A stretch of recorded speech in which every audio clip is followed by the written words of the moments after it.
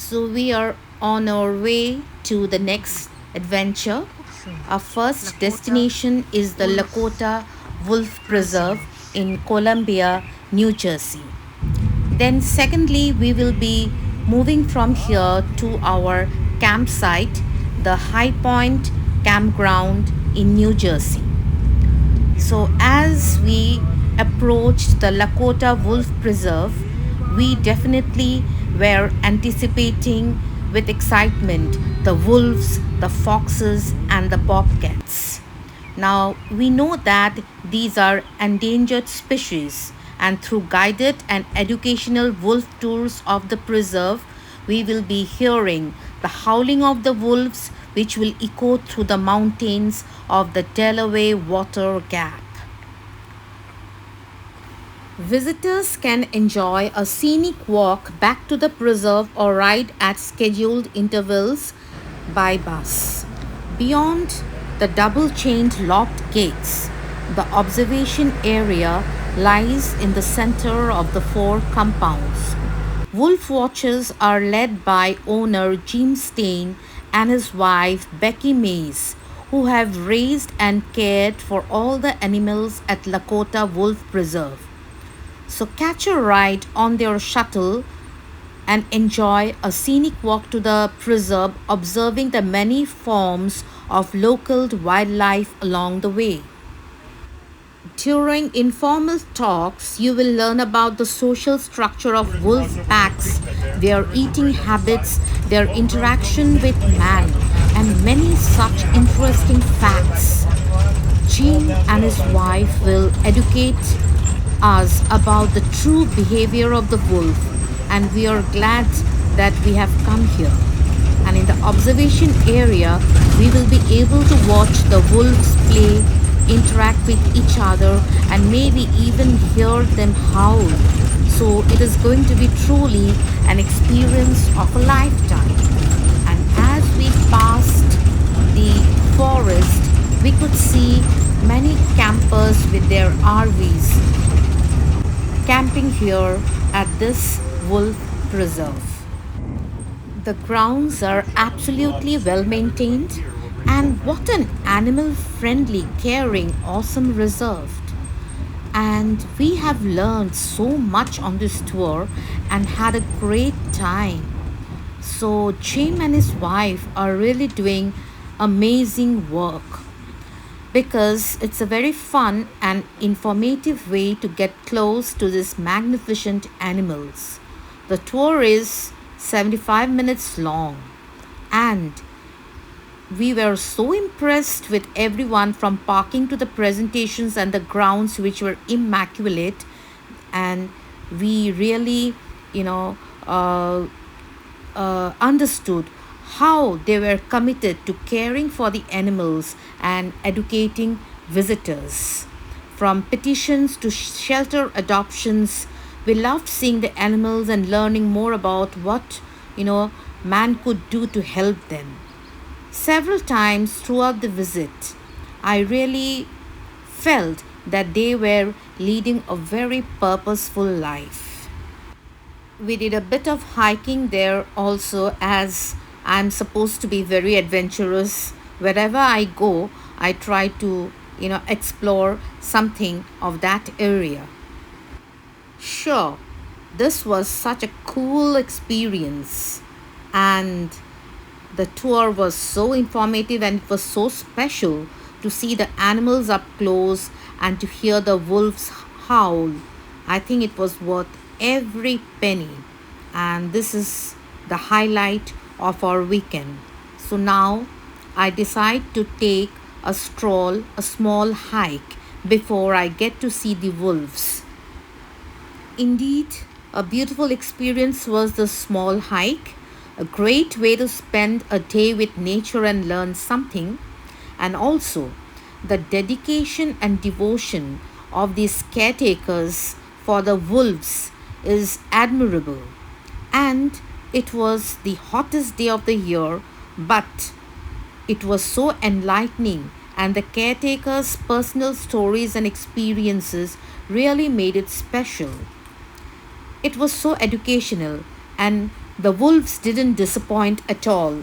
They were playing and frolicking and eating and also howling. So, really, it was an amazing experience, and it is so wonderful to see the love and care of Jim and Becky. Also, there were bobcat, lynx, and foxes. And we really enjoyed seeing and hearing the interesting and informative presentation on the animals. Come on, buddy. So, you know, for the young children, this is a very beautiful tour. For all my kids. Our whole reason for being here is that wolves are still an endangered species in the United States. Not a lot of them left. Against the law to take a wolf from the wild. Also against the law to put a wolf back into the wild. Only the federal government's allowed to do that. But unfortunately, there are a lot of wolves already born in captivity. They end up in little roadside zoos, stuck in a cement enclosure, aren't well taken care of. My wife and I wanted to have a place where we could take a handful of them from places like that, build them as large a home as we could afford, and do our best to let them live out their life as a wolf instead of being stuck in a little cage somewhere. We're a separate company from the campground located on their property here. We have a little over 10 acres fenced in for the wolves, separated into 4 different compounds, and each compound has a different pack of wolves. Only 2 kinds of a wolf, the red wolf and the gray wolf. But in the gray wolf family, there are 24 different subspecies. What we have here are 3 different kinds of gray wolf. Our first pack is over on this side. Good girl. Where's your brother? Teton. Come on, buddy. This what pays for dinner. Come on, Teton. There he is. Come on, buddy. Hurry up. I know it's hot. You can do it. This is our first pack of wolves. These are timber wolves. Timber wolves anywhere from blonde to a black color. Lots of different color phases to them. Wolves aren't that large of an animal. The average size for a male is about 90 to 100 pounds. The females are only about 80 to 90 pounds. A lot of us have dogs at home which are well over 100 pounds. Most people think of a wolf, they think of a big massive dog. Actually, they're a very skinny animal. You remain skinny so they can be fast to catch their prey. In the wintertime, they grow in such a heavy coat of fur, they look twice their size. Most pictures you'll see of wolves are done in the winter when they have that full coat of fur. In the summertime, like now, they'll shed all that winter fur out. They keep a short summer coat. A lot of times people come back in the summer and think that we've stopped feeding the animals because they look so skinny. It's actually their normal size, just lost all that heavy winter fur. She's waiting for her morning snack. We're going to throw them here's 2 pieces of chicken.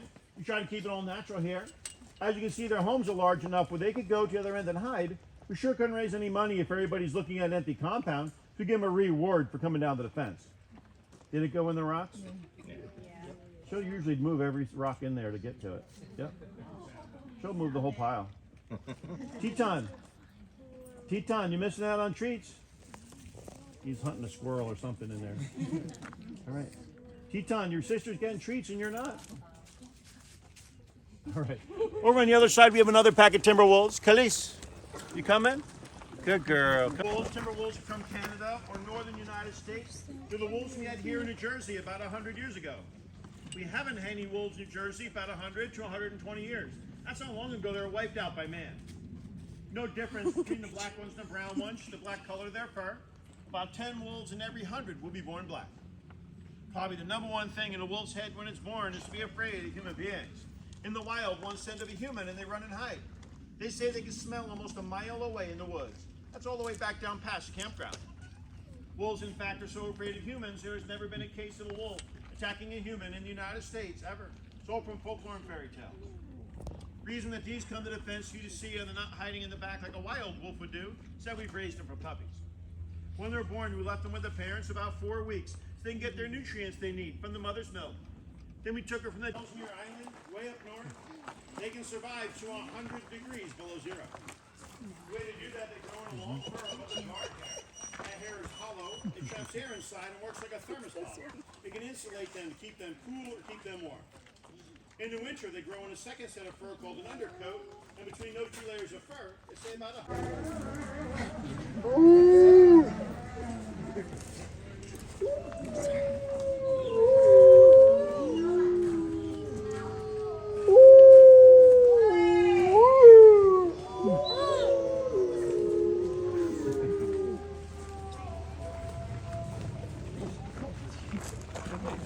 Especially when it comes to our kids and pets, right?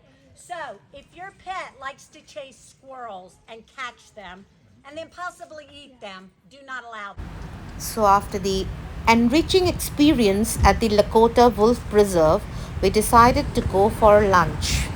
And lunch too was definitely very, very yum.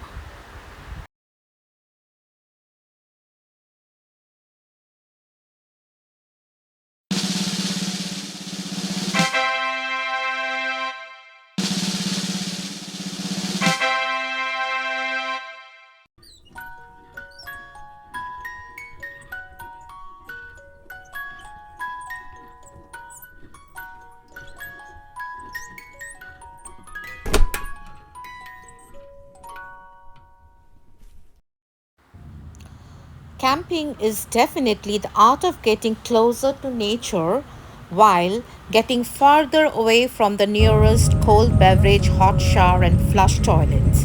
It is not always very comfortable, mind it. The more you go into the wilderness, you will experience the attraction and freedom of nature. And remember, of all the paths that you take in life, make sure that some of them are untrodden. The earth and sky, woods and fields, the trees, lakes, and rivers are excellent teachers.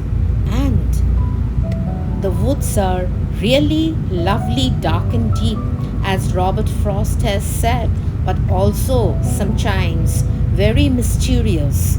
And yes, the place where we are going to camp has bears, and so we should be beware of the grizzly bears or maybe the dark, huge ones.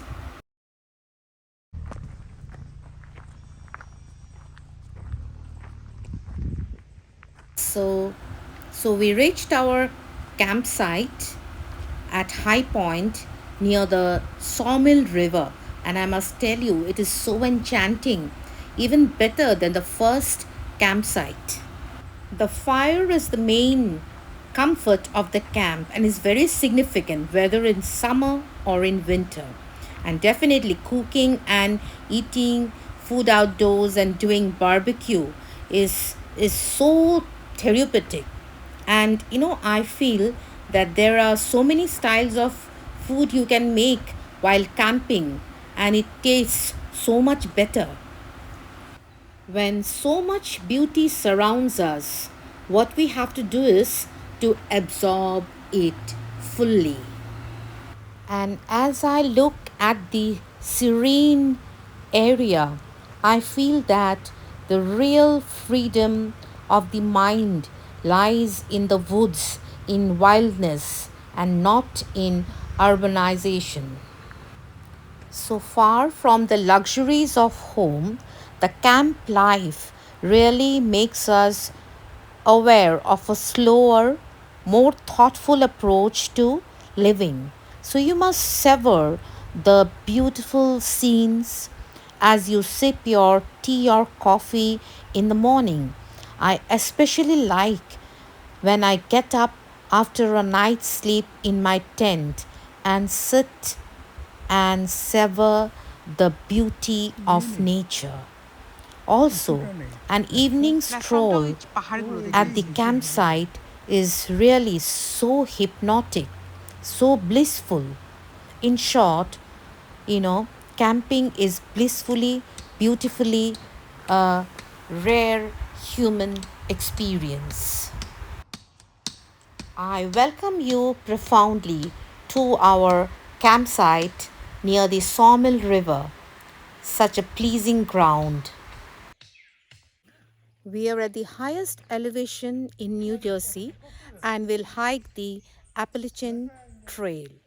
So, here I am going with the surreal flow of life. And just behind me is the Sawmill Lake. So, our campground is very close to the lake, and it's such a pretty and beautiful sight.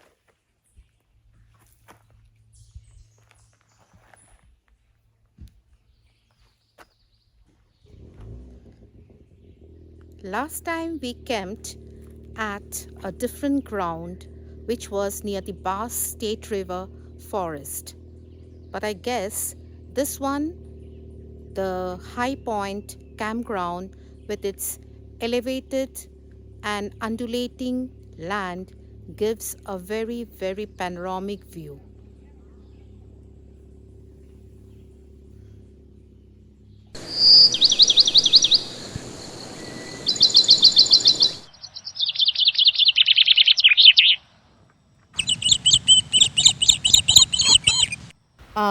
A tip from me to the new campers is that whether you are camping during the summer or winter, it sometimes gets very cold during the nights, especially from the evening, the temperature drops and stays that way till the morning. So please carry a set of warm clothes with you during your camping. And of course, I know that everybody will be carrying the sleeping bags or mummies with them for the comfort of the tent life. Sipping his tea, my husband is contemplating that what on earth would we do if bears come into our camp? Why? We would die, of course. That's what he feels. And of course, in the advisory sheet, it is written that we should not play dead if really a bear comes by. And look, my son has got a small high point teddy bear with Lakshman sitting by his side. Lakshman looks ready to have the ripe bananas. Some people have the fear of camping. They are convinced that bears and other wild animals will really come up and attack them. Yeah, it can happen, but that doesn't dampen my spirit for the love of camping. But yes, caution is necessary. So now, in the evening, we have reached the highest elevation point in New Jersey, the High Point, where there is an obelisk. And we are going to look at the panoramic views of New Jersey and Pennsylvania from this scenic route. It's time to answer the call of nature and get outside and into the beautiful flora and fauna of this area. Grab a moment when you can feel the sun on your face and catch a few refrains of birdsong and enjoy the natural vista. It's a good idea to meditate and look at nature and forget all the stress and negativity. I felt that nature's peace is flowing into my veins as sunshine flows into the trees. So, the clearest way into this universe is through nature and wilderness. Life is pure bliss if spent close to nature.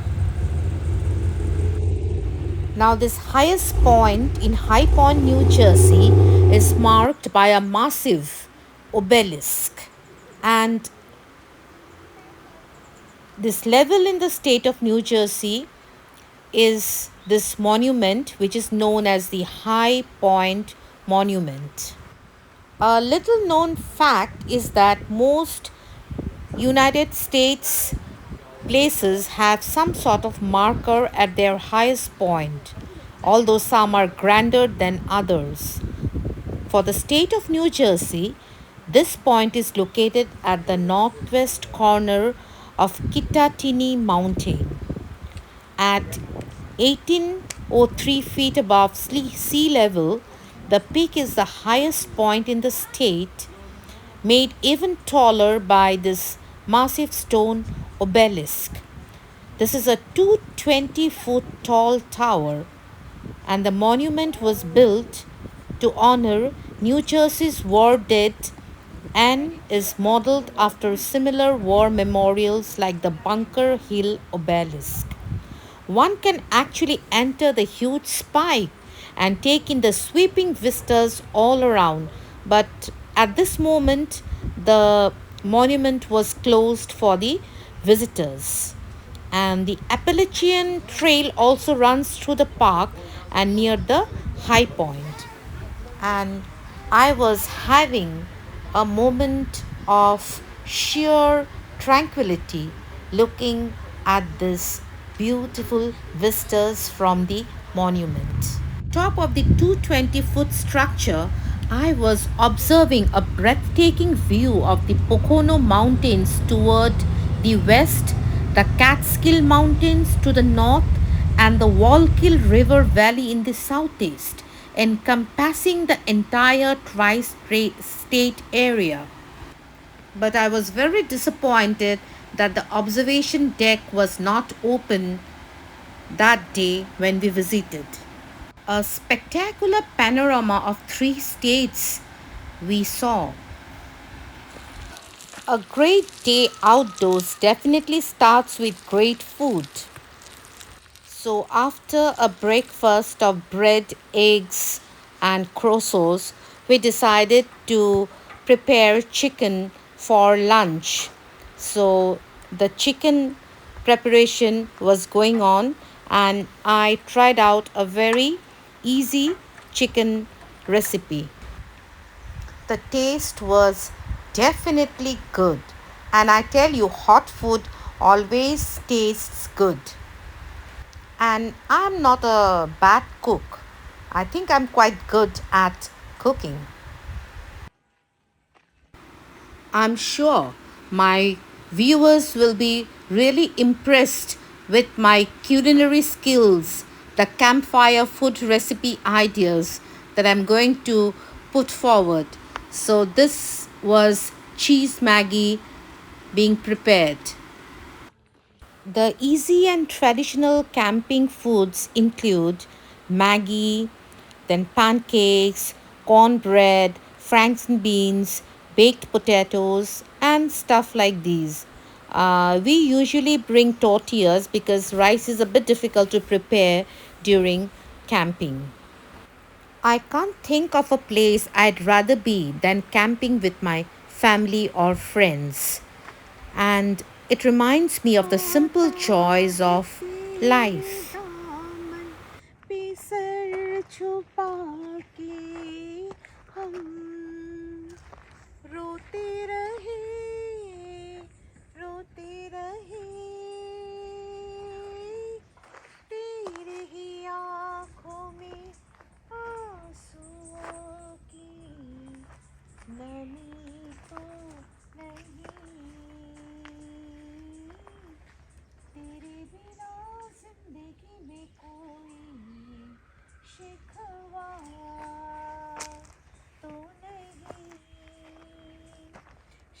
शिकवा नहीं शिकवा नहीं शिकवा नहीं तेरे बिना जिंदगी भी लेकिन.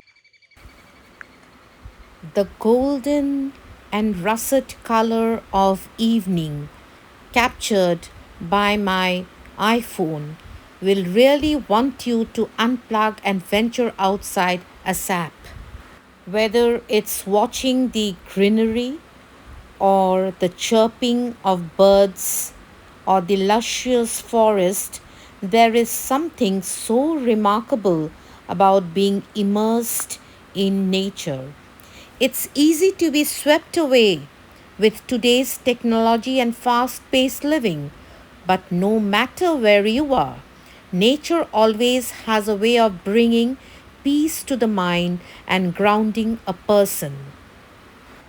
This kind of vista definitely appeals to the adventurer in all of us, perfect for those who dream of spending a night under the stars. There's many reasons why I love camping when I travel. Some are to do with the idealized romance of camping, such as sleeping out under the stars and being alone in nature, and others are to do with camping being a cheap way of travel, of course.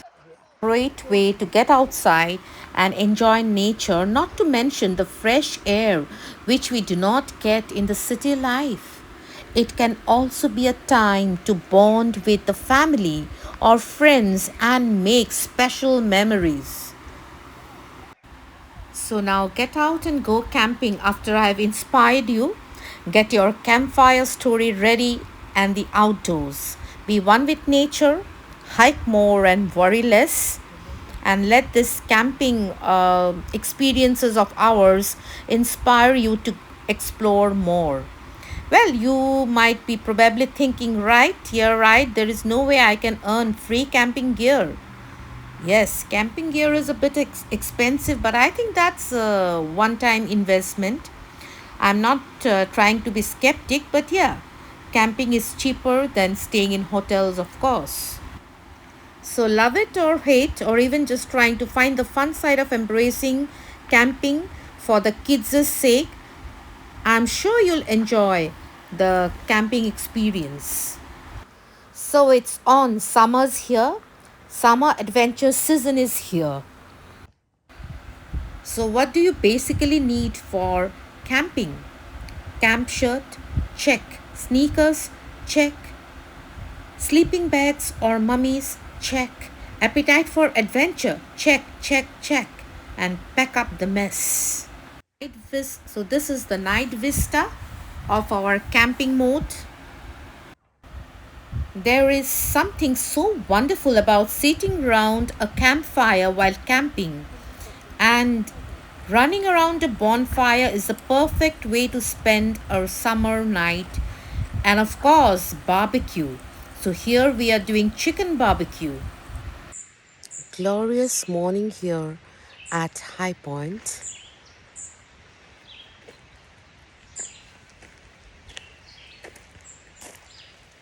Well, we didn't encounter any bears.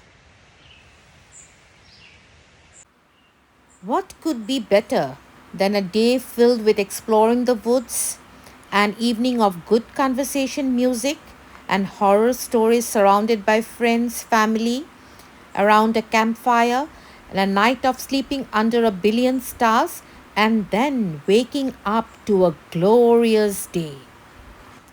The soft morning light calling us to the day, the comforting smell of the earth, and also the beautiful lake, the hues surrounding us is something which money can't buy. I feel that a lake is a landscape's most beautiful and expressive feature.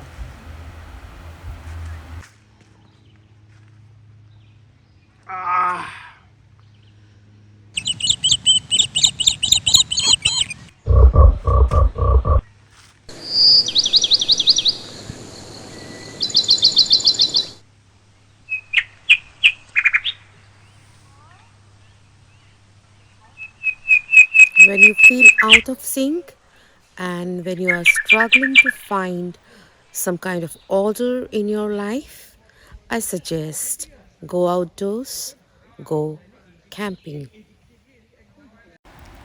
So, as the comfort food Maggie is being prepared, I feel that camping is the earth's eye, and looking into which the beholder measures the depth of his own nature.